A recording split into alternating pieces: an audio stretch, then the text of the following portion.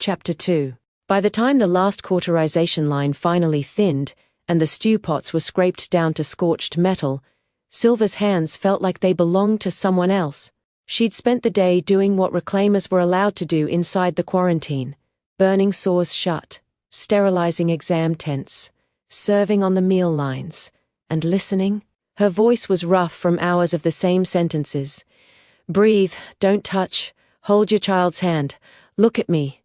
You can hate this, and still survive it. When the Aegis finally told the Greycoats to stand down, Silver acted as if she was going to rest, so the rest of the team could relax. She needed a distraction from the grim work. She walked, following the ward line around the outside of the new perimeter the Aegis had set. The glowing runes weren't her work. They belonged to the Aegis. The runesmiths would tighten what needed tightening, and correct anything they found lacking. She couldn't help checking, though. She'd earned the habit of noticing small mistakes back when she'd worn Aegis blue. She had no intention of getting involved in their work. She just needed to burn some of the steam in her head from watching the situation deteriorate inside Wharf 9. She traced each rune with her eyes slowly and carefully as the lines disappeared into the pillar stones. She checked the mounts and pins where the ward wire was seated into the stone and threaded through the runework, watched for gaps, hairline cracks, or any heat buildup where the shards fed power into the taut wire network. The shimmering barrier that hung between the stone anchors gave her just enough light to see. A defect would either cause the wards to drop and risk an outbreak, or allow the energy from the shards to arc into a passerby and result in a quick death. Perhaps that would be mercy, but none of the hard people of Harbor's Edge would take a merciful death over a chance at life. The ward line hummed indifferently. Inside the barrier, the quarantined pressed close in knots, while outside it, a thinner scatter of people lingered back from the stones, watching with morbid curiosity. The barrier cared neither for the crowd inside that it trapped, nor the hope it offered to those who still felt protected by it. Silver felt the eyes of those gathered track her, hoping she would offer some way out for the asymptomatic. Sadly, quarantine rules never softened for people who were probably healthy, because, if they failed, the next district paid the price. Back from the stone, she said, voice level and serious. If you touch the runes, the essence in the wires will connect you to their circuit. It won't hurt the barrier, but I've not seen anyone catch 100 shards worth of discharge and end as anything but a pile of ash. Silver kept moving as they backed off, staring at the barrier with a newfound wariness. After she passed a few more stones, she saw a woman in a fine oil cloak, kneeling several yards outside of the quarantine zone. Children clustered around her. Silver couldn't hear the words over the ward line's hum, but she saw how the kids leaned in, shoulders lowered, listening intently. She angled in their direction, without changing pace. The woman looked up. She rose in one smooth movement, gathered her cloak, and slipped away as if she'd been swallowed by the fog. By the time Silver reached the anchor stone, the woman was gone, and the children were left huddled beside it, frozen as if moving now might get them in trouble. Who was that? Silver asked, keeping her voice level. A boy, no more than 8, rubbed his nose on his sleeve and shrugged too fast. Just a lady, he said. Said she was helping. Helping? How? He opened his fist. A copper coin sat in his palm, damp with sweat. She gave us some coppers, he murmured. Said it's for bread. For our families. Her eyes flicked to the other children. 2 more small hands clenched tight, knuckles pale. One girl quickly tucked her hand inside her sleeve. She gave everyone one? Silver asked. The boy nodded. Said, keep it quiet, miss. She said the goddess smiles on mercy without reward. Keep it quiet. That didn't sit right. The silence stretched as the children waited for their verdict. Pocket it then, Silver said. Now. And keep your hands away from your face. Didn't your mom tell you money is dirty? He shoved it into his pocket like he was afraid she'd change her mind and take it. Don't rub your eyes. Don't touch your mouth, she continued. When you get water, you wash your hands properly with soap. Understand? He nodded hard. The air shifted, and the scent of crushed mint and metal pierced the stink of the sea. Her face stayed neutral as she watched the kids disappear. Stop chasing ghosts through the wharf. You have people to save. She moved on to the next anchor stone, eyes scanning the barrier.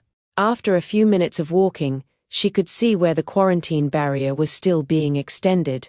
Runesmiths worked in a staggered rhythm along the cordon, some kneeling to mark the ground, others surveying the lines between stones, a few pacing with coils of ward wire laid over their arms like rope.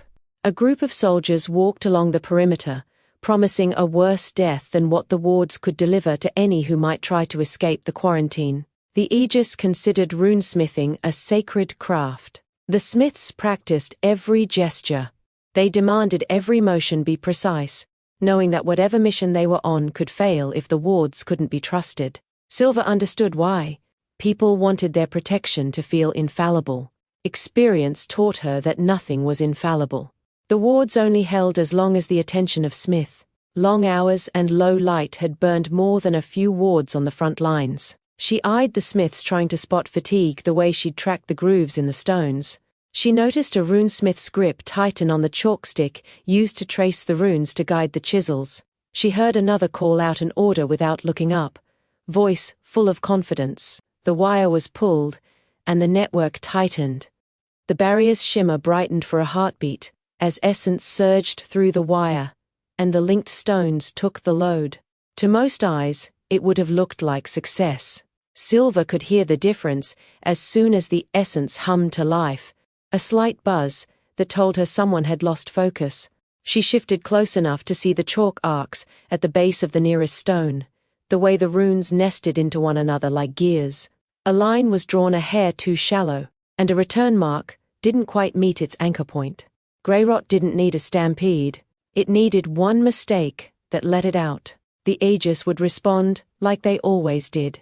Move the line outward until contained meant thousands more trapped inside.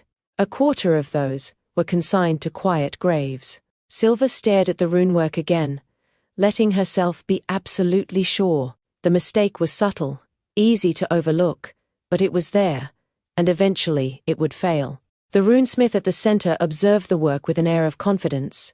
The 3 black bars on the shoulder of his blue coat marked him as the supervisor of the 1-bar and 2-bar smiths that worked furiously under his watch. He had the posture of a man used to being obeyed, his certainty worn like armor. Silver stood just outside the working radius, where a warden would be justified in telling her to step back. A public correction would humiliate him. A humiliated man doubled down.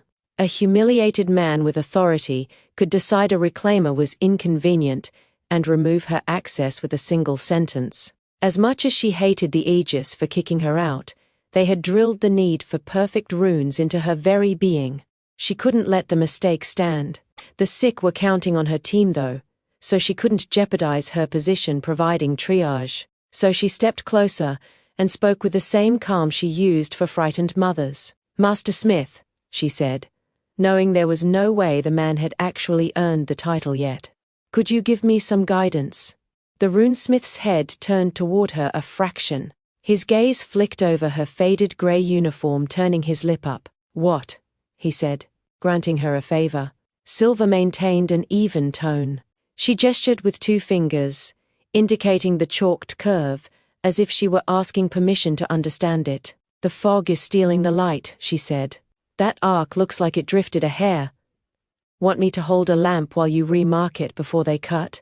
The runesmith's jaw tightened. The unspoken question was clear. Who is this greycoat to offer anything? He stared at the chalk line, then at the stone, then back at the chalk line like it might correct itself. Silver didn't fill the silence.